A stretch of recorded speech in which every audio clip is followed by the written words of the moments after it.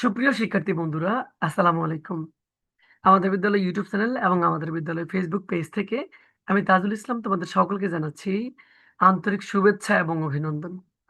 তো আমাদের আজকের ভিডিওতে আমরা রাইট ফর্ম অফ ভার্বস এর খুবই গুরুত্বপূর্ণ একটি প্র্যাকটিস ক্লাস করব এবং আজকে তোমাদের সাথে আমি যেই বোর্ডটা প্র্যাকটিস করতে যাচ্ছি এইটা মোস্ট ইম্পর্টেন্ট এবং এরকম হতে পারে তোমরা যারা 2027 সালে এসএসসি পরীক্ষার্থী রয়েছো তাদের পরীক্ষাতে চলে আসতে পারে।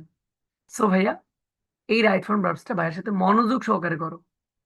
আমি আশা করছি আজকের ক্লাসটা শুধুমাত্র একবার দেখার পরেই তুমি এটা নিজে নিজে সলভ করতে পারবা। তো চলো, আর সময় বিলম্ব না করে আমাদের আজকের প্র্যাকটিস ক্লাসটা শুরু করছি। দেখো শিক্ষার্থী বন্ধুরা, তোমাদের রাইট ফর্ম ভার্বস মূলত প্রশ্নটা কিভাবে আসে? আসে complete the following text with right forms of the verbs given in the box. অর্থাৎ বক্সে যে শব্দগুলো দেওয়া আছে এগুলোকে তুমি রাইট ফর্ম মানে ভার্বের সঠিক রূপ নিয়ে এগুলোকে নিচের যে গ্যাপটা রয়েছে এই গ্যাপটা পূরণ করো। বা অর্থাৎ ফলোইং টেক্সট মানে এই নিচের যে পাঠ্যাংশটুকু আছে এখানে যে গ্যাপটা আছে এই গ্যাপটা তোমাকে ভার্বের সঠিক রূপ নিয়ে পূরণ করতে হবে। এখন এই রাইট ফর্ম অফ ভার্বস এর পড়ার কৌশলটা কি তোমাকে ফার্স্ট অফ অল সেইটা বুঝতে হবে। রাইট ফর্ম অফ ভার্বস ভাইয়া মূলত রুলস দিয়ে কখনোই তুমি করতে পারবে না। এখন রুলস কি লাগবে না? হ্যাঁ, রুলস লাগবে। তবে তোমাকে মাস্ট বি এখানে যেই টেক্সটটা তারা দিয়ে দিবে এই টেক্সটের অর্থ অবশ্যই তোমাকে পুঙ্খানুপুঙ্খানুরূপে বুঝতে হবে। এবং ভাই আজকে তোমাকে এমন মিলে পড়াবো, এমন পদ্ধতিতে পড়াবো যেটা তুমি মাস্ট বি নিজে নিজে করতে পারবে। যেমন প্রথমে আমাদেরকে এই বক্সে যে শব্দগুলি দেওয়া আছে এই শব্দগুলো মাস্ট বি অর্থ পারতে হবে। যেমন প্রথমটা হচ্ছে ডেলিভার। এই ডেলিভার মানে হচ্ছে মানে কোনো বক্তব্য প্রদান করা, মানে অর্থাৎ কোনো কিছু প্রদান করা। ওকে। এরপর হচ্ছে টেক। এই টেক মানে হচ্ছে কি? টেক মানে হচ্ছে নেওয়া। তারপর হচ্ছে এই স্টার্ট। স্টার্ট মানে হচ্ছে শুরু করা বা আরম্ভ করা। তারপর প্রেসাইড। এই প্রেসাইডের মানে হচ্ছে কোনো একটা অনুষ্ঠানের সভাপতিত্ব করা। জাস্ট মনে রাখবা, সভাপতিত্ব করা। এরপরে এই ভি বলতে কি তোমরা জানো? বি মানে হচ্ছে am is are was were. অর্থাৎ এখানে এম ইজ আর বা ওয়াজ এর এই পাঁচটা এখানে আছে। এরপর অ্যাডভাইস মানে হচ্ছে উপদেশ, মানে উপদেশ দেওয়া। এরপর হচ্ছে এই ডেকোরেট মানে হচ্ছে সাজানো বা সজ্জিত করা। এরপর হচ্ছে বিগিন। অলরেডি তোমরা জানো এটা হচ্ছে স্টার্টের একটা সিনোনিম শব্দ। মানে বিগিন মানে হচ্ছে শুরু করা বা আরম্ভ করা। এরপর কামস। এই কামস মানে হচ্ছে আশা। এরপর রিড। রিড মানে হচ্ছে পড়া। সো আমরা প্রথমে এই বক্সের অর্থগুলো জেনে নিলাম। এবার আমরা এই বক্সে সলভ করব। তো ভাইয়া একটা কাজ করে দেখো ভাই কিভাবে সলভ করি। Our annual prize giving ceremony অর্থ কি বলো তো তোমরা? অর্থ হচ্ছে আমাদের বার্ষিক পুরস্কার বিতরণী অনুষ্ঠান ড্যাশ অফ ইয়েস্টার, গতকাল ড্যাশ। এখন ভাইয়া মনে রাখবা এই যে ভাইয়া কিভাবে পড়ে একটু জাস্ট দেখো। এইখানে যে গ্যাপটা থাকবে না এই গ্যাপটা তুমি মনে করবে এখানে কোনো গ্যাপ নাই। এখন গ্যাপ তুমি কোথায় ধরবা? এই যে এই গ্যাপের আগে যতটুকু দেওয়া আছে এবং গ্যাপের পরে যতটুকু দেওয়া আছে এইটুকুকে তোমার টার্গেট করতে হবে। এইটুকু অর্থ মিলিয়ে তারপরে তুমি বলবা গ্যাপ। তাহলে কিন্তু তোমার উত্তরটা অটোমেটিক চলে আসবে। যেমন দেখো বাইয়ার উত্তরটা কি হয় তাহলে। দেখো, আমাদের বার্ষিক পুরস্কার বিতরণী অনুষ্ঠানটি গতকালকে ড্যাশ। এখন গতকালকে ড্যাশ মানে কি বলো? গতকালকে কি ডেলিভার করছে? অবশ্যই না। গতকালকে কি টেক নিয়েছে? না। গতকাল কি স্টার্ট শুরু হয়েছিল? এখন প্রশ্ন হচ্ছে কি এই যে অফ, মনে রাখবা এই যে অফ দেখতে পাচ্ছ না, ও ডাবল এফ অফ। এই অফের সাথে যদি আমরা এই যে কাম দেই, কাম একটু খেয়াল করো ভাইয়া, এই কাম দাও না, যদি তুমি কাম অফ একসাথে দাও এই যে সি, এই কাম, এই কাম অফ মানে হচ্ছে অনুষ্ঠিত হওয়া। এটা তোমাকে মনে রাখতে হবে প্লিজ। এই ভাবটা মনে রাখতে হবে। এই গ্রুপ ভাবটা মনে রাখতে হবে। দেখো, এই গ্রুপ ভাবটা তোমাকে মনে রাখতে হবে। কাম অফ মানে হচ্ছে কি বলো? কাম অফ মানে হচ্ছে অনুষ্ঠিত হওয়া। তার মানে এখানে হবে কি যে আমাদের বার্ষিক পুরস্কার বিতরণ অনুষ্ঠানটি গতকালকে অনুষ্ঠিত হয়েছিল না? তাহলে অনুষ্ঠিত হয়েছিল এটার ইংরেজি কি তোমরাই বলো? ইংরেজি হচ্ছে কি কাম অফ। এখন এই কাম অফ হবে নাকি কেম অফ হবে তুমি বুঝবা কিভাবে? তুমি প্রথমে বুঝলে এখানে রুলস মিলিয়ে ফেলছো, এখানে অর্থ অনুসারে কাম হয়। এখন যেই ভার্বটা আছে এই ভার্বটার কি প্রেজেন্ট ফর্ম হবে নাকি পাস্ট ফর্ম হবে, এটা তো বুঝতে হবে। নাকি বি ওয়ান হবে নাকি বি টু হবে।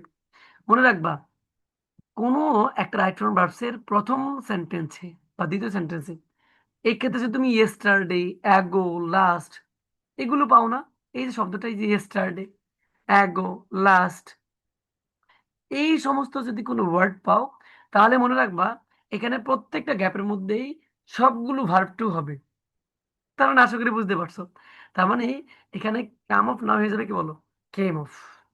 কেম অফ ইয়েস্টারডে। আশা করি বুঝতে পারছো।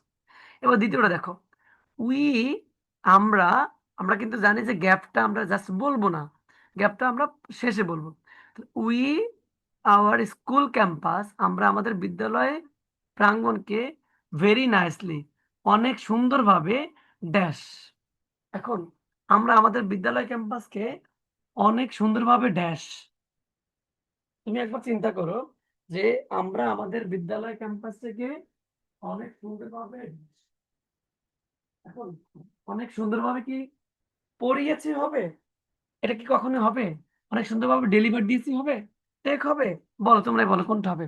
আমরা আমাদের বিদ্যালয়টাকে অনেক সুন্দরভাবে কি সাজিয়েছি হবে না? বলো তো তোমরা, এটা কে না পারে? সাজিয়েছি হবে, তাই না? তার মানে উত্তর হবে কি বলো, ডেকোরেট, তাই না? তার মানে এইখানে হবে কি, তাহলে আমরা আমাদের বিদ্যালয়কে সাজিয়েছি, উত্তর হবে কি বলো, উত্তর হবে ডেকোরেট। ডেকোরেট।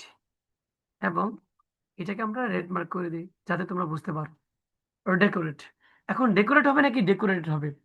অলরেডি তোমাকে বলেছিলাম, যেহেতু ইয়েস্টারডে আছে এখানে প্রত্যেকটা হবে কি বলো, ভার্ব টু। তার মানে ডেকোরেটেড ভার্ব টু হচ্ছে ডেকোরেটেড। আশা করি ভাইয়ারা তোমরা বুঝতে পারছো। এরপর দ্য সিরিমনি অ্যাট 3 PM, এটার অর্থ কি হয় বলো তো? সিরিমনি মানে অনুষ্ঠানটি, অনুষ্ঠানটি 3টা বাজে ড্যাশ।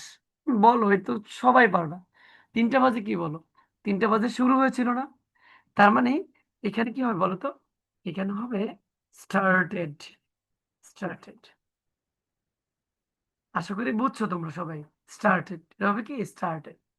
এরপরে হচ্ছে দেখো ডি নাম্বার কি বলছে, যে আওয়ার হেডমাস্টার, আমাদের প্রধান শিক্ষক, ওভার দ্য ফাংশন, পুরো অনুষ্ঠানটি ড্যাশ। তাহলে আমাদের প্রধান শিক্ষক পুরো অনুষ্ঠানটি কি করছে বলো? অবশ্যই একটি স্কুলের যদি কোনো অনুষ্ঠান হয় তাহলে সেটা সভাপতিত্ব করে কি বলো, হেড স্যার। তার মানে কি হবে বলো তো, উত্তর হবে প্রিসাইডেড। আমরা অলরেডি আমি তোমাদেরকে বলছিলাম, প্রিসাইডেড মানে হচ্ছে বলো কি, প্রিসাইডেড মানে হচ্ছে সভাপতিত্ব করা। তাইলে আমাদের এটার উত্তর পেলাম কি বলো, সভাপতিত্ব করা মানে প্রেজাইডেড। কত ইজি দেখছো নি? আমরা জাস্ট এই যে গ্যাপটা রয়েছে না, এই গ্যাপটার কথা ভাববো না, গ্যাপটার কথা ভাবলেই তুমি পারবা না পরীক্ষাতে। অ্যান্ড এবং দ্য এডুকেশন মিনিস্টার, এবং শিক্ষামন্ত্রী, দ্য চিফ গেস্ট। তাহলে আবারও আমরা গ্যাপের কথা চিন্তা করবো না, তাহলে কি হয়, এবং শিক্ষামন্ত্রী প্রধান অতিথি ড্যাশ। তাহলে আমরা এটা বলতে পারি না যে এবং এখানে প্রধান অতিথি ছিলেন শিক্ষামন্ত্রী।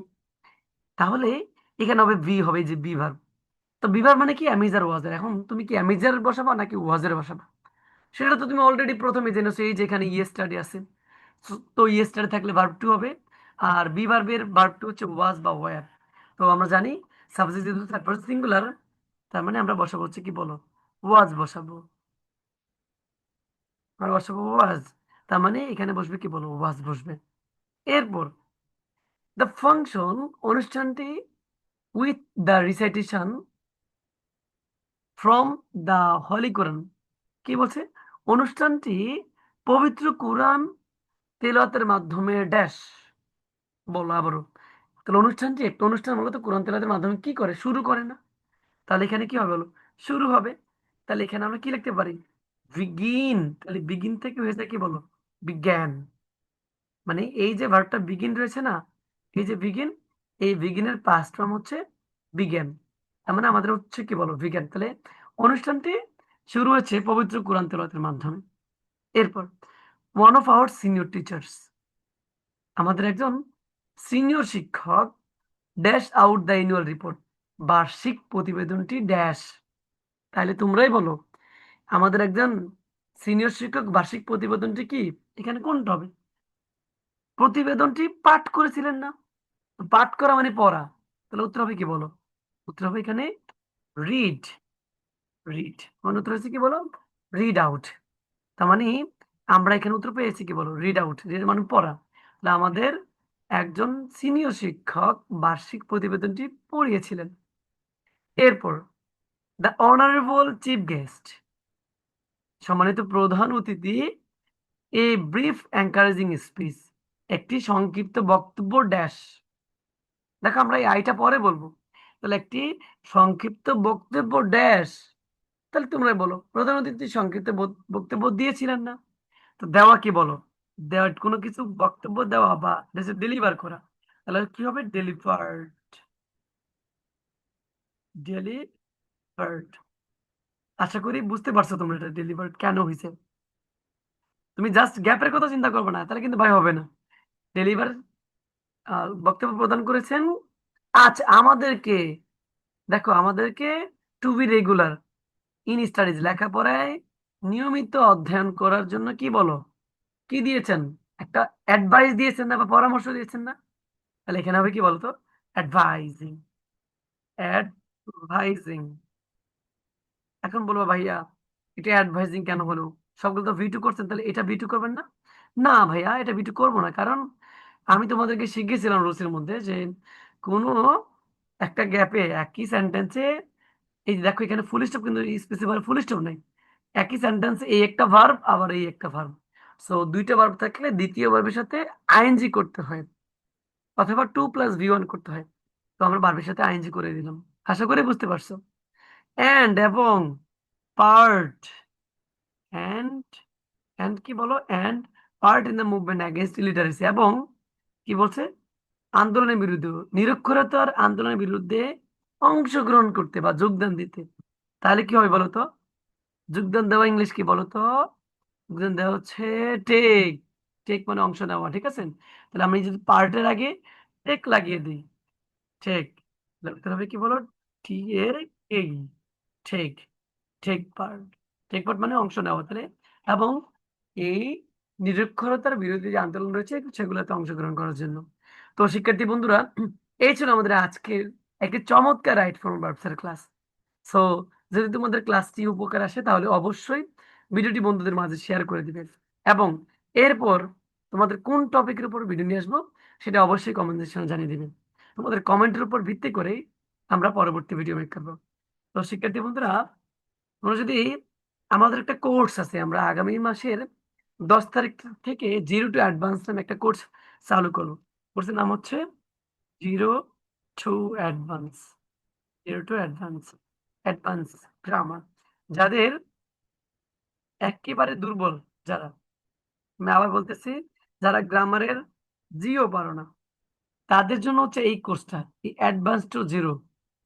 এই কোর্সটা যদি তুমি ভাইয়া করো, ভাইয়ার একবার, তুমি ভাইয়ার ফ্যান হইতে বাধ্য থাকবা, গ্যারান্টি দিলাম। তুমি বলবা যে ভাইয়া আপনার কোর্সটা এত বছর আগে করলাম না কেন? সো এই কোর্সে তোমার যদি গ্রামারের একেবারে জিরো মেয়াদও থাকে, তুমি ভাইয়া এই কোর্সটা করতে পারো। তো এই কোর্সে ভর্তি হতে চাইলে তুমি ভাইয়ার এই যে একটা নাম্বার দিচ্ছি, এই নাম্বার যোগাযোগ করো, এই নাম্বার যোগাযোগ করে তুমি তোমার ভর্তিটা কনফার্ম করতে পারো। সো ভাইয়া আবার বলছি, যদি তোমাকে আমি গ্রামার এক্সপার্ট বানাতে না পারি, তোমার যা ইচ্ছা তা তুমি ভাইয়াকে বলে দিও। এবং তোমাদেরকে একটা সুযোগ দিচ্ছি, তোমার ভাইয়াকে এখন অর্ধেক ফি দিবা, এবং তোমার যদি ভালো লাগে ভাইয়ের ক্লাস দেখার পর, এরপর তুমি বাকি অর্ধেক পে করার সুযোগ পাবা। সো তোমাকে যদি আমি শিখাতে পারি তাহলে অবশ্যই তুমি আমার টাকা দিতে বাধ্য থাকবা। সো ভাইয়া তোমার যদি আমার কোর্সে ভর্তি হতে চাও তাহলে এই যে নাম্বারটা দেখতে পাচ্ছ, এই নাম্বারে তুমি এখনই যোগাযোগ করো। তো আজকে ভিডিওটি এই পর্যন্তই। পরবর্তীতে কোন টপিক নিয়ে ভিডিও আসবে সেটা অবশ্যই কমেন্ট সেকশনে জানিয়ে দিন। আজকে এ পর্যন্তই। আল্লাহ হাফেজ।